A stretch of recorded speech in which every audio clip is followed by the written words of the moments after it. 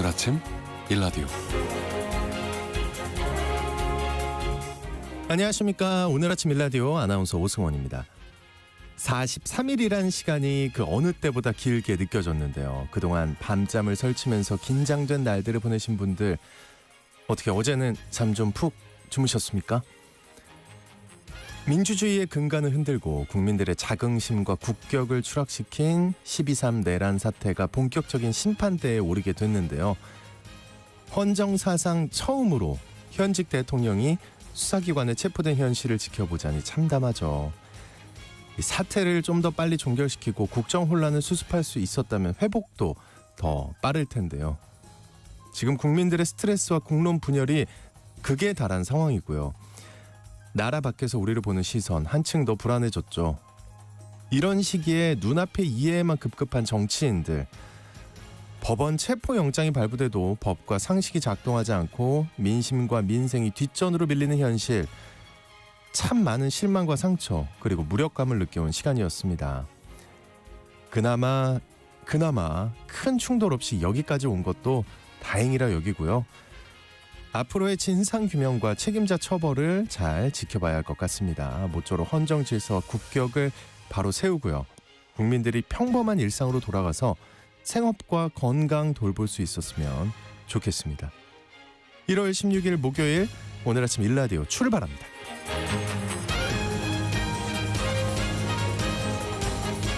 오늘 아침 일라디오, 이 시간은 물론 KBS 일라디오의 모든 프로그램은 유튜브 KBS 일라디오 공식 채널이나 모바일 콩 어플리케이션을 통해 실시간으로 함께 하실 수 있습니다. KBS 일라디오 채널 구독과 좋아요, 댓글 많이 부탁드릴게요.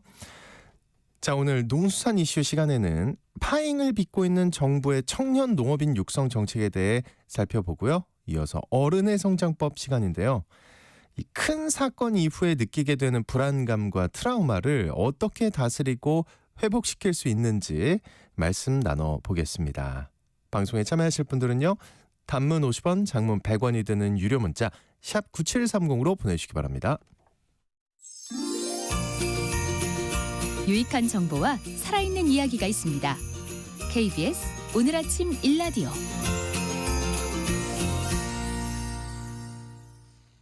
농촌의 후계 인력 부족 문제, 오래된 과제죠. 이를 고심하던 정부가 청년 농업인을 육성하기 위해서 청년농 3만 명 육성 정책을 발표하기도 했습니다. 그런데 청년 농업인을 선발해서 저리에 대출해주던 사업이 지난해와 올해 파행을 맞고 있다고 합니다. 오늘 농수산 이슈에서 이게 어떤 상황인지 살펴보겠습니다. 한국농정신문의 원재정 기자 전화 연결돼 있습니다. 안녕하십니까?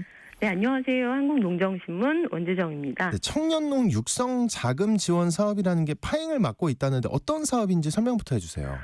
네, 청년들은 농촌의 귀한 인재입니다. 이 청년 농민들이 농촌에서 정착해서 살아갈 수 있도록 정부에서 다양한 지원 정책을 세우고 있는데요.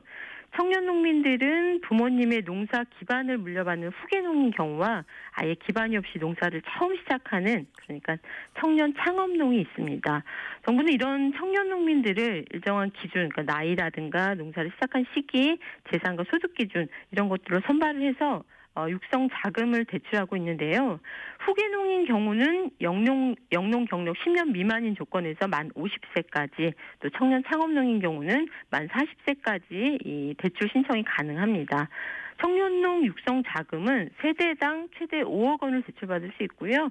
대출 금리는 연 1.5%에서 5년 거치 20년 상환 방식입니다. 농지를 구입하거나 축사를 짓거나 하는데 굉장히 요긴한 정책 사업입니다. 그러니까 청년 농민들이 농촌에서 잘 정착할 수 있도록 정부가 낮은 금리로 대출을 지원해주는 사업이네요. 네, 맞습니다. 후계농과 청년 창업농으로 선정되는 것 자체가 일정한 조건이 있는데요. 최소 200시간 이상의 교육을 이수하고 영농 계획도 세워야 되고요. 또 까다로운 여러 가지 조건을 갖춰서 후계농 또는 청년 창업농으로 선발되는 것부터 시작이 됩니다. 이전까지는 선발이 되면 큰 무리 없이 이 육성 자금 대출을 받아왔는데요.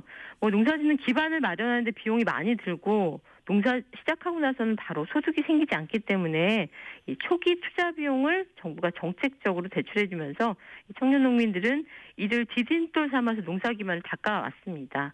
그런데 후계농과 청년 창업농의 육성자금 대출이 지난해부터 파행을 맞고 있습니다. 어떤 문제가 생겼길래 파행을 맞고 있나요? 네, 지난 13일 월요일에 정부 세종청사 농림축산식품부 앞에서 청년 창업농, 후계농 70여 명이 정부 규탄 집회를 했는데요.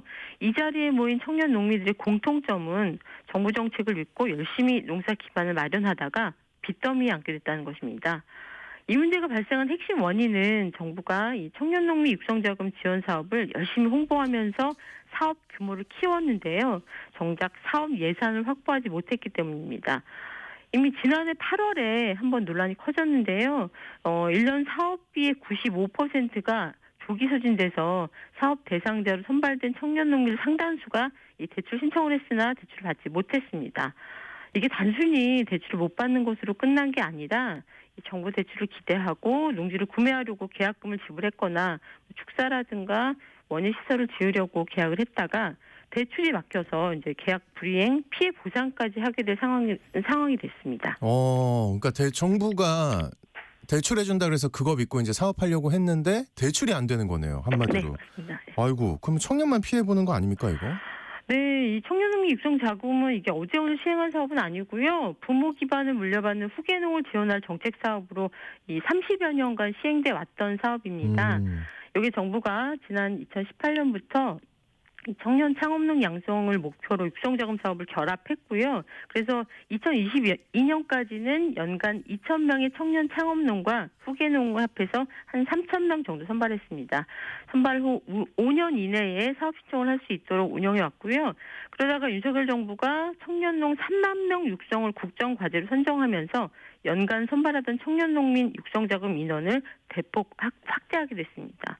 하지만 그에 맞는 예산을 증액하지 못하면서 지난해부터 문제가 벌어지고 있는 것입니다. 야, 그 3만 명 육성하겠다고 했는데 그 지원 사업 규모가 얼마나 커진 건가요? 예, 3만 명의 청년 농민을 대통령 임기 5년 안에 육성하려면 단순하게 계산해봐도 한 해에 6천 명을 더 선발해야 됩니다. 네. 이전까지 3천만 정도 선발하던 이 사업 대상자를 2023년에 4천 명으로 1,000명 증원했고요. 지난해와 올해에는 각각 5천 명으로 늘렸습니다. 그 내년과 후년엔 각각 6천 명을 선발할 예정인데요. 여기에 수십 년 전부터 추진해온 후계농 육성자금 대상 인원 1,000명까지 더하면 이 기존의 3,000명 선발 규모가 5,000명으로 늘어났고요. 2026년엔 7,000명으로 2배 이상 늘어나게 됩니다. 농촌 인구도 늘리고 농업 기반을 유지하기 위해서 청년농민 육성 사업을 확대하는 것을 반대할 리는 없습니다. 네. 하지만 예산을 늘리지 못한 사태가 벌어지면서 정책 사업의 신뢰가 떨어진 것은 물론이고요. 청년 농민들을 자금 압박에 시달리게 만든 것은 굉장히 심각한 문제가 되고 있습니다. 네. 이 실제 정부의 예산 규모는 어떤가요? 2022년까지 청년농민 육성 관련 예산은 3,750억 원이었고요. 2023년엔 신규 대출 금액을 8천억으로 늘렸습니다. 하지만 지난해 지원 대상은 5천 명으로 확대해놓고 정작 사업 예산은 8천억 원으로 동결시켰습니다. 그리고 올해는 지난해 예산보다 2천억 원이 더 줄어서 6천억 원이 됐습니다. 아니 그러면은 뽑으면 안 되는 거잖아요. 취소를 네. 시키든가. 예, 이거 이해가 안 되네요. 상황이. 네, 청년 농민들도 정부를 믿었다가 발등에 찍힌 이런 상황이 됐는데요. 한국농정이 지난해와 올해 예산을 증액하지 못한 이유를 확인하고 싶어서 농림축산식품부 담당 국장 등에게 연락을 해봤으나 명쾌한 답을 들을 수는 없었습니다. 다만 사람은 많이 뽑아놓고 예산이 부족하니 농식품부는 또 한 번 이 변칙적인 방법을 동원해서 지탄을 받고 있는데요. 농식품부는 지금까지 대출자의 선정 방식을 기존의 선착순으로 운영을 했는데 이것을 선별로 변경했습니다. 그러니까 지원 대상자 중에서 여러 조건을 따져서 다시 걸러낸다는 건데요. 사전 고지 없이 선정 방식을 돌연 바꾼 것에도 비판이 쏟아지고 있습니다. 그래서 청년 농민들은 지금 어떤 상황인가요? 예, 청년 창업농이나 후계농 모두 이 사업 혜택을 받기 위해서 성실히 교육을 이수하고요. 영농 설계, 면접 이렇게 까다로운 절차를 통과했습니다. 정부 예산만 계획대로 확보됐다면 모두 대출을 받을 수 있었던 훌륭한 인재들인데요. 청년 농민들은 사업 정상화와 정부 사과를 촉구하고 있습니다. 지난 13일 농식품부 앞에서 열린 집회에는 70여 명이 참석했지만 피해자들이 모여있는 SNS 단체 소통방에는 700명 가까운 피해자들이 참여하고 있습니다. 네.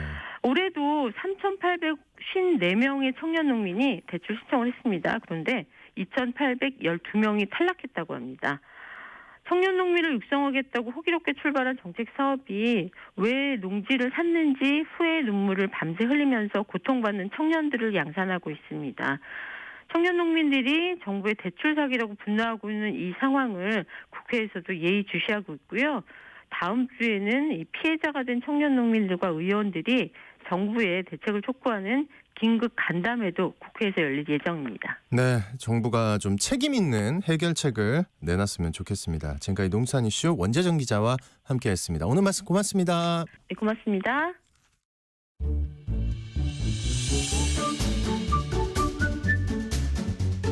아침을 여는 기분 좋은 습관. KBS 오늘 아침 1라디오.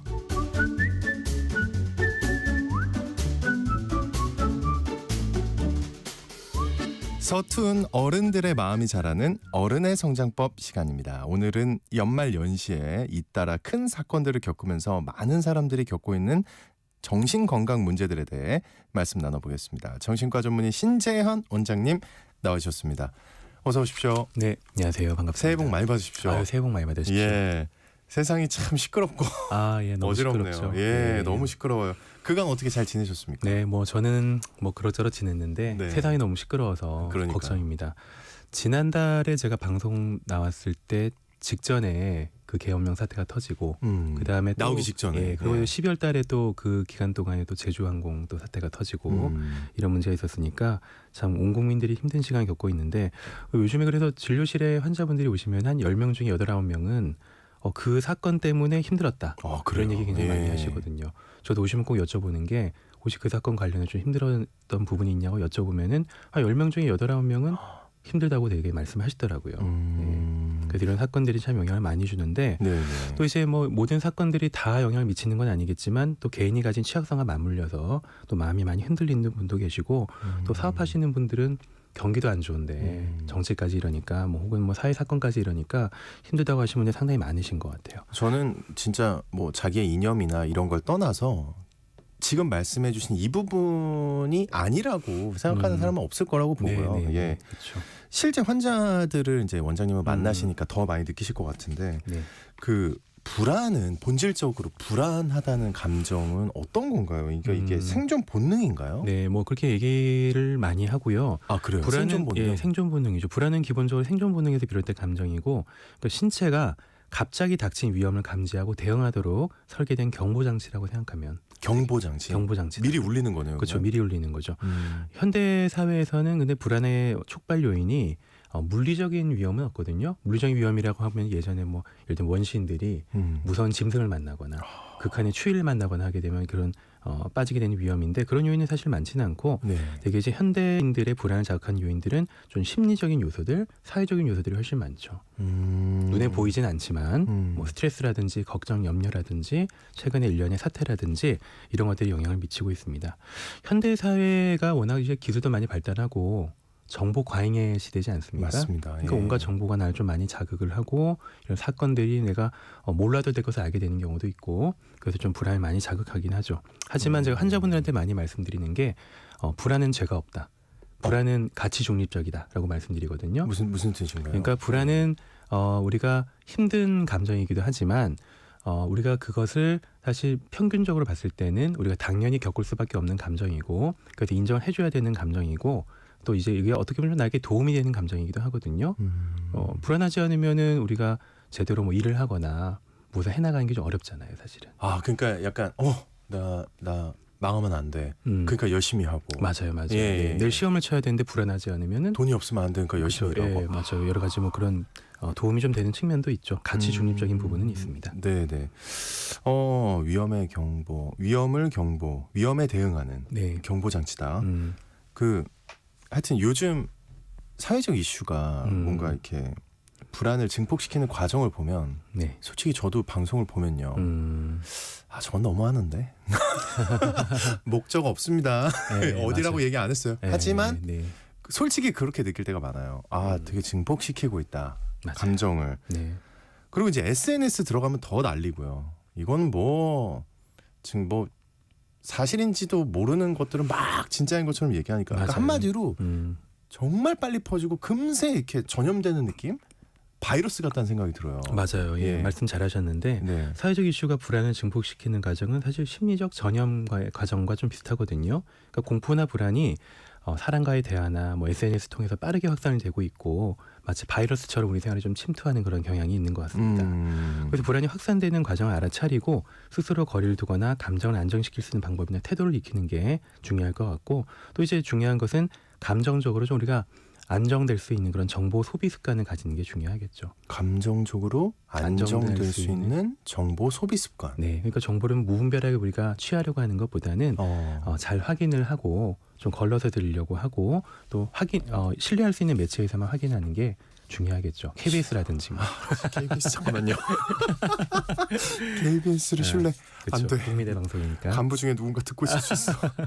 KBS 신뢰해야 합니다. 네, 예. 그렇죠. 네. 그러니까 솔직히 저도 저희 회사니까 좋은 얘기 하고 싶죠. 근데 이제 안 좋은 생각이 들 때도 있어요. 네, 아유 위험하신 발언 하신 자, 끝까지 들으셔야 됩니다. 네네네. 그렇지만 다른 것보다는 요즘 보면 괜찮은 것 같다.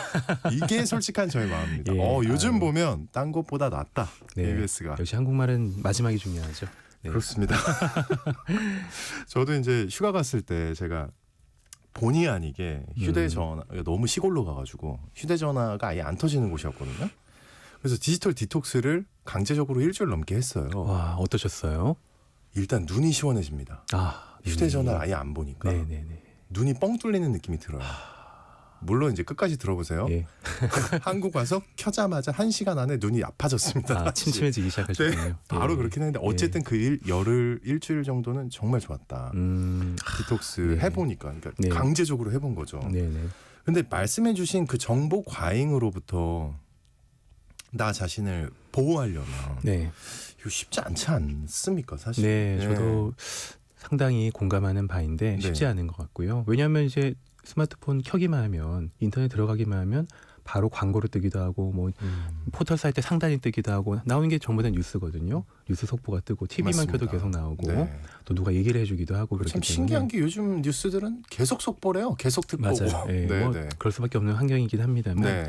그래서 좀 횟수를 제한하는 게 중요하죠. 아나운서님 말씀대로 뭐 예를 들면 이제 뉴스를 확인하는 시간을 정해두는 거죠. 오전이나 저녁 같은 일정한 시간대만 뉴스를 확인하거나 아까 말씀드렸듯이 신뢰할 수 있는 정보원을 선택하는 것도 또 핵심이라고 생각을 하고요. 소셜 미디어나 뭐 출처가 불분명한 뉴스 워낙 많이 올라오기 때문에 요새는 또 AI로 만든 무작위로 만든 뉴스 같은 게 엄청 많거든요. 엄청나더라고요. 가짜 뉴스, 몰랐어요. 그것도. 가짜 뉴스가 너무 많고 그러니까 이제 그런 것들을 좀 잘 걸러내고 또 개인이 확인하지 않고 올리는 그런 피드 같은 것도 잘 확인하는 것이 굉장히 또 중요한 것 같습니다. 야. 또 너무 오래 곱씹지 말고 빨리 네. 일상으로 돌아가는 것도 중요하다고 생각이 되고요. 그러니까 계속 그거를 막 파지 말고. 네. 내가 나도 모르게 또 곱씹고 있잖아요. 뉴스에 대해서. 또 개인과 관련된 거나 좀 본인이 취약한 정보 같은 것들은 굉장히 좀 마음에 크게 남아서 오래 가는 경우가 있는데 너무 곱씹으려고 하지 말고 내가 그러고 있다는 것을 알아차리면 빨리 일상으로 돌아가는 게 중요하겠죠. 네, 그 일상, 내 생활 이거 지키는 게 굉장히 중요한데, 근데 자칫하면요 이게 집단 트라우마가 될 것 같기도 하고 걱정이 좀 되는 부분이 있습니다. 그리고 또 어떤 면으로는 우리가 트라우마라는 거를 너무 쉽게 입에 올리는 게 아닌가. 네. 솔직히 반대로 그런 생각도 들기도 하고요. 네, 예. 맞아요. 트라우마를 뭐 사실 영어 사전에서 찾아보면은 상처, 외상 뭐 이렇게 나오거든요. 그러니까 뭐 상처라는 말을 쉽게 쓸 수가 있는데 사실 우리가 일상적으로 좀 더 우리가 구체적으로 사용하는 트라우마라는 단어는 굉장히 좀 깊은 충격을 받은 상태를 트라우마로 얘기를 하죠. 단순히 스트레스랑은 좀 구분이 필요한데 스트레스는 일상적으로 겪는 압박감이나 긴장 상태고 시간 지나면 해소되는 것들이잖아요. 그죠? 예를 들면 직장에서 피로감이나 시험 전날 긴장 같은 그런 게 스트레스일 텐데 트라우마는 극심한 공포, 무력감 혹은 생명을 위협받는 상황에서도 좀 발생하는 경우가 많고 요즘 같은 뭐 갑자기 생기는 그런 자연재해라든지 아니면 여러 가지 사건들, 전쟁이라든지 폭력 같은 사건이 좀 대표적이죠. 트라우마가 좀 깊게 새겨지면 관련된 작은 단서로도 굉장히 좀 강렬한 반응이 나타나게 되고 삶의 여러 부분에 영향을 미치게 되죠.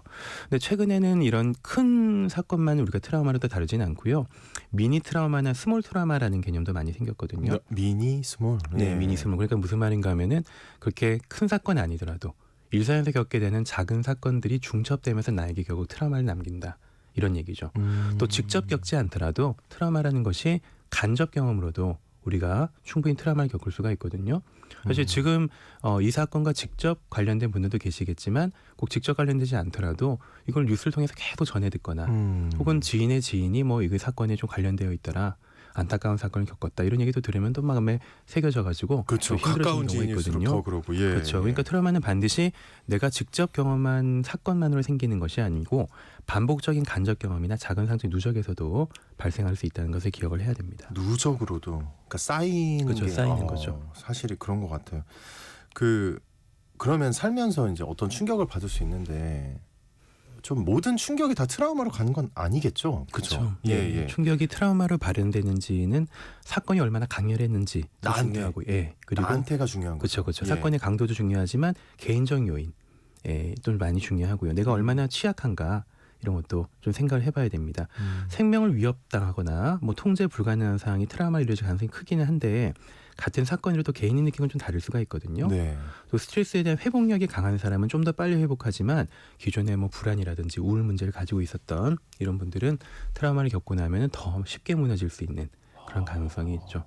그래서 저희 환자분들 오시는 분들도 예. 보면은 잘 회복하시다가 어떤 큰 사건 겪고 나면 또 무너지기도 하고 이런 안타까운 사건들을 많이 보게 됩니다. 또 사건 겪은 후에 겪더라도 뭐 가족이라든지 친구나 공동체가 충분히 지지를 해주고 도와줄 수 있으면 더 괜찮거든요. 근데 또 그러지 못한 환경에 처한 분들은 또 도움을 많이 못 받으니까 쉽게 또 무너지게 되기도 하고 하는 것 같습니다.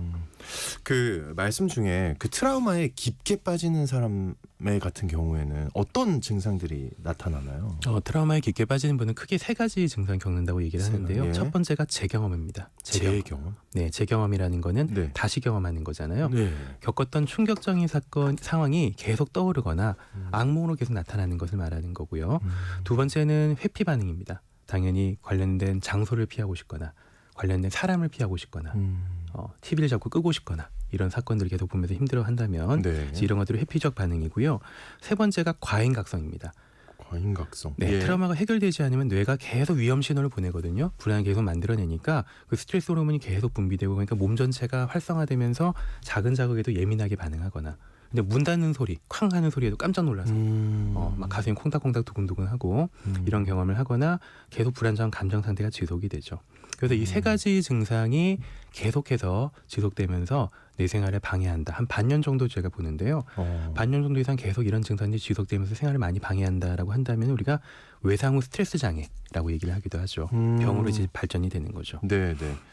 그러면 트라우마로 시작해서 PTSD로 가는 거네요. 그렇죠. 그렇게 외상 후 봐야 스트레스 되나요? 장애의 약자가 이제 PTSD인데 네.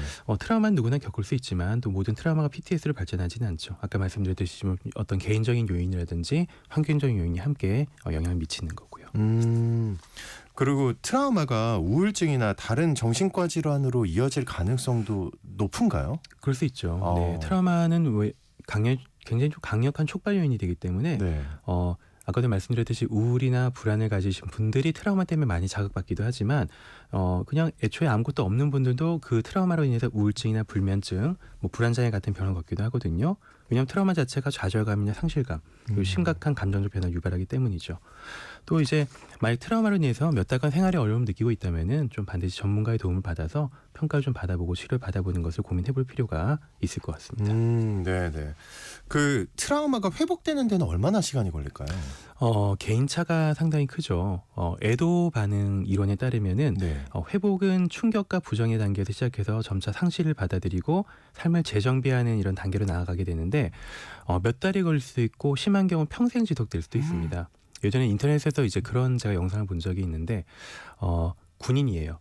군인인데 파병 갔다 온 군인인데 직접 전쟁을 겪은 거예요. 그래서 한 수십 년 지난 뒤에도 갑자기 주변에 큰 소리가 들리면 뭐 쾅 하는 소리가 들리거나 뭐가 부딪히는 소리가 들리면 깜짝 놀라서 총을 쏘는 자세를 취하는 거예요. 아이고, 예. 네. 마음이 큰 충이 아픕니다. 그렇죠. 예. 이제 그게 자신도 모르게 일어나는 어떤 트라우마로 인한 반응인 거죠. 그래서 사실 이런 트라우마가 회복되는데 시간이 얼마나 걸린다 정해진 건 없죠. 예전에는 애도 반응이 한 3개월 정도 간다라고 보고 이제 진단 기준에도 그런 게 적혀 있었는데 사실은 요즘에는 좀 그런 게 정해진 건 아니다. 개별적으로 좀 어떤 본인이 가진 취약성이나 회복될 수 있는 요소에 따라서 달라진다라고 얘기를 하고 있습니다. 말이 안 되는 것 같아요. 애도 반응을 3개월로 그렇게 그렇죠. 정해놨다는 거는. 그러니까 뭐 그 연구에 따르면 어떤 연구에서는 네. 대규모 연구에서는 우리가 아무리 큰 충격을 받고 큰 상실을 겪더라도 그냥 2, 3개월 정도는 지나면 우리가 일상으로 돌아가는 것은 가능하다. 아무리 큰 상황을 겪더라도 우리는 회복력이 있다. 뭐 이런 얘기도 하긴 하는데 네네. 그 찌꺼기는 오래 남죠. 아. 찌꺼기는 오래 남고 또 뭐 누가 좀 중요한 분이 돌아가시거나 하게 되면 뭐 기일마다 슬퍼하거나 그 시기 되면 좀 힘들어지거나 하는 경우가 있어요. 네. 과거 미국에서 9.11 테러 사건이 벌어졌었잖아요. 예, 예. 그죠? 그 장기적 영향에 대한 연구들을 보면은 연구가 나와 있는 거예요. 굉장히 많이 연구가 됐었죠. 왜냐하면 그런 대규모의 트라우마는 사실은 잘 없었으니까. 5년에서 10년 정도까지는 뉴욕 시민을 비롯해서 미국 국민들의 공포나 불안 같은 심리가 계속 이어졌다고 합니다. 5년에서 10년. 꽤 길죠. 그리고 20년 정도 지났잖아요. 그 사건으로부터. 근데 지금까지도 잠재적인 후유증은 남아있다고 하거든요. 잠깐만요. 지금 충격인 게 그 벌써 20년 됐습니까? 그쵸, 왜냐면 시간이- 저도 기억이 나거든요. 네네 맞아요. 되게 충격받았던 그렇죠. 기억이다. 꽤 뉴스를 시간 보면서. 꽤 지났고 국가적인 충격적 사건이 단순히 수주나 수개월이 지나면 지나가는 수준이 아니라 그러니까 어떤 사건이냐에 따라서 또 그때 어떤 분위기에 따라서 오래 가기도 하는 거죠. 그래서 이번 사건들도 좀 빨리 잘 수습이 되면 좋겠는데 네, 예. 쉽진 않을 것 같네요. 자, 그러면은 이렇게 불안한 상황이 좀 길어질 때 아무래도 이미 길어지고 있고 이미 길어지고 있죠. 예, 트라우마로 발전하지 않도록 해야 되지 않습니까? 이걸 예방을 하려면 혹시 어떻게 해야 될까요? 네, 좀 불안한 느낌들을 잘 다루는 게 중요한데 첫 번째로 강조하는 것이 자신의 감정을 억누르지 않고 인정하는 게 인정해라. 일단 중요합니다. 내가 불안을 느끼고 있구나라고 스스로한테 말하고 감정을 수용하는 게 더 중요하거든요. 감정을 인정하지 않고 이런 감정이 너무 싫고 나 이런 감정을 빨리 떨쳐내고 싶다라고 하면서 이 감정과 싸우게 되면은 감정이 못 지나가요. 감정과 싸우면. 예, 감정을 계속 힘들어하고 불편해하고 이게 너무 혐오스럽다라고 생각하면서 어떻게든 떨쳐내려고 노력하는 것이 오히려 감정이 지나가는 것을 힘들게 만들거든요. 야, 우리는 근데 네. 반대로 배웠잖아요. 그쵸. 그 감정을 떨쳐내야 돼. 그렇죠. 지금 뭐해 네. 일어나 임마 막 이러는데. 그러니까 삶을 살아가는 데는 이제 두 가지 모드가 있다고 제가 얘기하는데 첫 번째가 문제 해결 모드고요. 두 번째는 관찰하는 모드입니다. 그 두 가지가 적절하게 이제 교차되면서 우리가 삶을 살아가는데 휴가 갔다 오셨잖아요. 예. 휴가 가서 이제 일몰 보면서 어떤 느낌 드세요? 너무 좋다. 하시잖아요. 행복했죠. 네, 행복한데 그때 문제를 해결해야지라고 생각하진 않거든요. 그때 이제 관찰하는 모드가 발동되는 건데 예.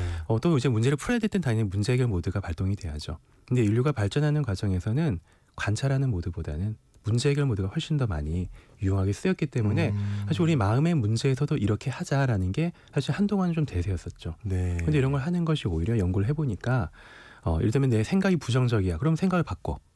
기분이 안 좋아. 기분을 떨쳐내. 좋은 이런 식으로. 기분을 유지해. 그렇죠. 뭐 이런 거. 기분 예. 좋아야 돼. 막 이런 생각을 하는 것이 사실 오히려 더 큰 문제를 유발하고 날 더 괴롭게 만드는 이제 그런 원인이 됐다라고 얘기를 합니다. 그래서 불안을 인정할 때 인정한다는 것은 이 불안이 내 삶의 한 조각이구나. 그래 싫지만 내 삶에서 이런 불안과 트라우마가 있을 수 있지. 라는 식으로 이런 감정들을 좀 받아들일 수 있게 됐을 때 좀 더 빨리 지나가고 더 빨리 내 삶을 회복하게 된다고 얘기를 하거든요. 그러면 이제 그런 불안한 감정이 들고 기분 나쁜 느낌이 들 때 잠깐만 이거를 이겨내야 돼 해서 막 일부러 웃긴 걸 보려고 한다든지 이런 것보다는 그냥 지금 내가 이런 상황이구나. 오케이. 그냥 이렇게 생각만으로도 괜찮은 거예요. 그렇죠. 뭐 비가 오면 비를 맞는 거죠. 네. 비가 오면 비를 맞는 거고 네. 비가 온다고 억지로 피하려고 하는 것보다는 그냥 자연스럽게 비를 맞고 걸어가다 보면 또 몸이 마르게 되고 비 온 거 까먹게 되고 하잖아요. 이제 그렇게 생각하는 게 맞는 것 같고요. 두 번째로는 또 불안을 좀 더 구체적인 행동으로 전환하는 게 중요합니다. 행동? 예, 불안을 행동으로? 네, 그러니까 불안에 대해서 내가 너무 머물러 있거나 이것을 계속 쳐다보기보다는 구체적으로 좀 더 내가 통제 가능한 부분이라고 하죠. 눈앞에 있는 할 수 있는 것들 좀 집중하는 게 많이 도움이 되고요. 또 하나는 불안을 잘 이야기하는 것도 중요합니다. 네. 믿을 수 있는 사람, 내 얘기를 공감해 줄 수 있는 사람한테 너무 T인 친구한테 가지 마시고 뭐 네. 얘기하면 전국에 알게 야, 만드는. 이렇게 하면 해결하면 되잖아. 그렇게 하는 사람한테 가지 마시고 피하고 아우 힘들었구나 이런 얘기 해줄 수 있는 사람. 좀 F 성향. 그렇죠. 아니면 뭐 심리 상담을 하는 분들한테 가셔가지고 상담 받는 것도 좋고요. 그래서 이제 감정을 잘 털어내고 아니면 좀 내 감정을 글로 쓰거나 이런 식으로 하는 게 또 중요하고요. 트라우마를 겪은 뇌에 대한 연구를 보면은 네. 언어 중추의 활성도가 굉장히 떨어져 있다고 하거든요. 즉 말하는 게 얼어붙어 있는 거죠. 그래서 내가 말하는 게 얼어붙어 있으니까 말을 자꾸 함으로써 이런 감정을 털어내고 이걸 좀 활성화시켜서 회복으로 빨리 가는데 좀 도움이 된다라고 얘기를 합니다. 그러니까 트라우마 그러니까 겪고 있는 사람의 뇌에서는 언어 능력이 떨어지게 보인다. 그렇죠. 네. 그러면 충격받으면 말이 안 나온다고 얘기하잖아요. 그렇죠. 그런 이치죠. 그럼 반대로 막 충격 받은 사람한테 가서 얘기 좀 해. 너 털어내야 돼. 뭐 이렇게 네. 하면은 잘 안 나올 거 그게 아니에요. 바로 지금 문제 해결 모드인 거죠. 네. T가 기다려. 네. 그렇군요. 네. 이게 꼭 병적이지는 않더라도요. 이제 갑자기 이제 불안감이 몰려오는 상황이 있을 수 있잖아요. 네. 그럼 그때 좀 불안을 딱 진정시킬 수 있는 어떻게 보면 좀 간단한 방법이 혹시 있을까요? 기법 하나를 소개시켜드리면 있군요. 그라운딩 기법이라고 하는데 네. 그라운딩이라고 하는 거는 접지하는 거거든요. 네. 우리가 뭐 불안이 나를 막 괴롭게 하면은 내가 좀 어떻게 보면 약간 둥둥 떠다니는 부표처럼 부유하는 그런 느낌을 받는데 착지할 수 있도록 도와주는 방법입니다. 어떻게 하냐면은 네. 숫자를 기억해야 되는데 54321 54321 54321 이게 무슨 의미냐면은 예. 감각을 이용하는 거예요. 눈에 보이는 5가지 찾아보세요. 이렇게 하는 거예요. 눈에 보이는. 컵이 보이고 뭐 네. 헤드셋이 보이고 마이크가 보이고 하잖아요. 눈에 보이는 5가지 찾아보세요. 그 다음에 귀로 들을 수 있는 4가지 소리를 확인하세요. 몸에서 느껴지는 3가지 감각을 확인하세요. 예. 냄새 나는 거 2가지 확인하세요. 네. 그리고 마지막으로 입에서 맛볼 수 있는 1가지. 방금 커피 마셨다면 커피 맛이 남아있네요. 이런 식으로 내가 느낄 수 있는 감각들을 하나씩 확인하면서 현재 순간에 머물게 도와주는 방식입니다. 그라운딩 방식이라고 해서 그래서 꼭 뭐 5431 다 기억할 필요는 없는데 당장 내가 너무 감정이 불안하고 어찌할 줄 모르고 뭐 지금 현재 막 트라우마가 막 올라오면서 힘들다는 느낌이 드시면은 일단 현재 순간에 존재하기 위해서 이런 감각들을 활용하는 게 도움이 되죠. 이야, 그렇군요. 예. 그 불안이라는 게 부정적으로 느껴지잖아요. 네, 그렇죠. 네. 근데 원장님은 아까 가치 중립적이라고 하셨어요. 그죠? 네네네. 이게 혹시 그러면 긍정적으로 삶의 변화를 이끄는 동력이 될 수도 있을까요? 불안이? 그렇죠. 네, 그렇게 될 수 있고 또 그렇게 되기를 바라죠. 사실 불안이 아까도 말씀드렸지만 가치 중립적이라고 말씀드렸잖아요. 불안은 죄가 없다고. 네. 그죠? 불안은 오히려 좀 위험을 감지하거나 해결해야 될 문제를 알려주는 그런 신호와도 같다고 얘기를 하기도 합니다. 시험 앞둔 학생들이 느끼는 불안은 나 더 준비해야 되는구나 라는 얘기를 하는 걸 수도 있고요. 되게 긍정적이네요. 뭔가 좀 불안한데 뭘 까먹었지? 이런 경우 있지 않으세요? 그죠? 너무 많죠. 그죠? 특히 여행 갈 때. 근데 실제로 까먹은 거거든요. 네, 제가 그 얘기 하려고 그랬어요. 그렇죠. 근데 이제 그것이 좀 무의식이 알려주는 거죠, 나한테. 그래서 이런 불안이 나에게 좀 도움되는 측면이 있고, 그래서 불안을 잘 이용하고 긍정적인 면으로 전환하기 위해서는 아까도 말씀드렸듯이 단순히 억누르거나 회피하지 말고 있는 그대로 받아들이는 태도가 중요합니다. 막연한 불안은 에너지를 많이 소모시키거든요. 막연하게 뭔가 걱정이 된다. 하지만 좀 불안을 구체적 목표로 전환하게 되면 또 실질적인 행동으로 이어지기도 하고 나에게 좀 도움이 되는 측면들도 나타나는 거죠. 그래서 행동을 하는 것이 중요한 거라고 생각을 합니다. 제가 실제로 항상 그렇게 느껴요. 여행을 갈 때. 특히 공항 가는 기차를 탔을 때 그걸 생각합니다. 뭐 놓고 온 것 같은데. 근데 정확히 떠오르진 않고. 그러면 어떻게 생각하냐? 가서 사야지? 라고 하는데 가서 안 파는 경우가 많아요. 그래서 그렇군요. 생각하는 게 오지로 가시니까. 네. 그래서 항상 이제 제가 행동을 하나 바꾼 게 있습니다. 원장님이 뭔가요? 얘기한 대로 긍정적으로 유튜브에 찾아봤어요. 짐 싸는 법, 패킹하는 법. 그렇게 해서 이제 공부를 하게 됐습니다. 훌륭하십니다. 감사합니다. 칭찬받고 싶었어요. 순간적으로. 그러니까 행동하고 에너지를 발산을 해야 된다. 그죠? 네, 그렇죠. 긍정적인 에너지를 발산해야 된다. 행동을 고쳐서. 근데 사회적 사건이 불안을 낳을 때는 사실 이제 무력감이랄까요? 이제 아무것도 하고 싶지 않고 무기력해져서 집에만 있으려는 사람들 굉장히 많은데 저도 약간 그런 경향이 생기고요. 네. 혼자서 가만히 있는 게 어떨까요? 도움이 될까요? 어떨까요? 사실 네. 불안하거나 우울할 때 사람들이 제일 많이 선택하는 방법이 집에 가만히 있는 거죠. 일단 예. 네.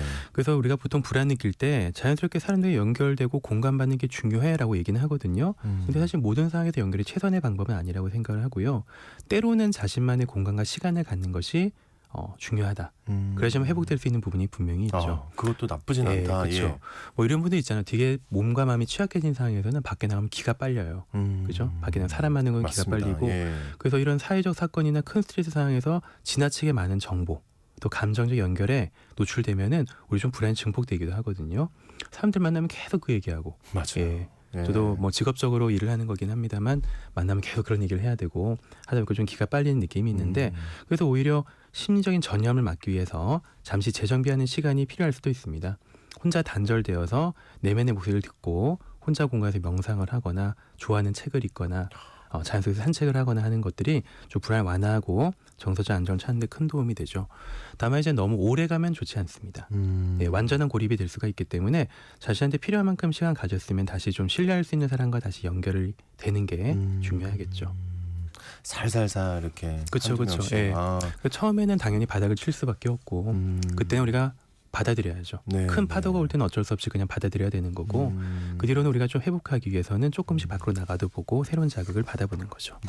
그 트라우마나 좌절에 대해서 회복 탄력성이라는 단어가 많이 사용되는 걸로 알고 있어요. 네, 이 회복 탄력성은 어떤 의미예요? 네, 회복 탄력성이 사람들이 좀 오해를 많이 하시는데 단순히 좀 긍정적인 태도로 어려움을 견디는 거다라고 생각을 하지만 사실은 오히려 역경과 스트레스에 대해서 유연하게 반응하고 또 이걸로 이제 극복하고 성장하는 것을 의미하거든요. 그냥 견디는 것이 아니고 한번 크게 좌절했다가 바닥을 치고 올라오면서 오히려 더 성장하는 그런 회복 탄력성, 그 힘들을 회복 탄력성이라고 얘기를 합니다. 혹시 이거를 높이는 방법이 있을까요? 네, 회복 탄력성이 사실 타고난 부분이 많아요. 네. 타고나기를 좀 유연한 사람들이 좀 당연히 회복을 잘 그래요. 하겠지만 그것도 타고난 거예요, 예. 심지어. 세상 없는 게, 불공평하죠. 예. 하지만 학습과 훈련을 통해서도 강할 수가 있는데 긍정 심리학을 만든 마틴 셀리그먼이라는 분이 말씀하신 게 긍정적인 감정과 낙관주의가 핵심이다라고 얘기를 합니다. 낙관주의. 낙관주의. 그러니까 책에서도 역경 속에서 낙관적인 태도를 유지하는 것이 개인의 회복력과 전반적인 삶의 질을 결정짓는다. 라고 얘기를 하기도 하고요. 또 심리학자 에밀리 워너라는 분은 40년 이상 하와이에 있는 좀 작은 섬이 있는데 카우아이 섬이라는 곳이 있거든요. 좀 약간 외진 곳인데 거기서 40년 이상 오랫동안 아이들의 삶을 연구하면서 내린 결론은 어려운 환경에서도 건강하게 성장할 수 있다. 물론 거기가 좀 가난한 섬이기도 하고 환경이 안 좋을 거잖아요. 네. 어렵게 자란 분도 많고 학대도 많고 이랬었는데 결국 잘 자란 아이들을 보면은 연결이 중요하다라고 얘기합니다. 예. 그래서 이제 뭐 지지를 제공해주는 관계라든지 가족, 친구 혹은 멘토 같은 사람들이 있으면 붙잡고 앞으로 나갈 사람들이 있으면 손을 잡아줄 사람이 있으면은 역경 속에서도 잘 성장했다고 얘기를 하거든요. 그래서 낙관적 사고와 건강한 관계를 동시에 추구하는 것이 회복 탄력성을 강화하는 가장 효과적인 방법이라고 볼 수가 있을 것 같습니다. 일단 관계가 굉장히 중요하다. 네. 예. 관계는 뭐 다 중요하죠. 예. 마지막으로 혹시 SNS가 이제 불안을 키운다고 부정적이라고 네. 그러니까 생각하지만 간단하게 혹시 스마트폰을 통해서 불안을 관리할 수 있는 방법이 있을까요? 네, 스마트폰은 뭐 역시 가치 중립적이죠. 물론 안 좋게 쓰는 맞습니다. 경우가 많은데 제가 추천드리는 게 명상 앱이라든지 명상 앱. 유튜브에서 명상 가이드 영상 같은 걸 좀 보는 걸 많이 추천드리고요. 요새 감정일기나 스스로 이런 기분이나 생각을 기록하는 앱도 많이 나와 있으니까 잘 사용하시면 나에 대한 알아차림을 좀 강화시키고 이런 불안을 좀 거리를 둘 수 있게 하는 그런 도움이 될 거라고 생각을 합니다. 네, 알겠습니다. 어른의 성장법. 오늘은 사회적 재난 속에서 불안을 잘 다스리고 회복하는 법에 대해 말씀 나눠봤습니다. 지금까지 정신과 전문의 신재현 원장님과 함께했습니다. 오늘 말씀 고맙습니다. 감사합니다. 우리 최병관님이 오늘 아침 1라디오 좋은 내용이 많은데 왜 다시 듣기가 없을까요? 라고 질문 주셨는데 유튜브에서요. 오늘 아침 1라디오 날짜와 함께 검색을 하셔야 됩니다. 날짜와 함께 숫자로요. 날짜 검색하시고 오늘도 블랙아이스 조심하시고 전 내일 다시 인사드리겠습니다. 모두 좋은 하루 보내세요.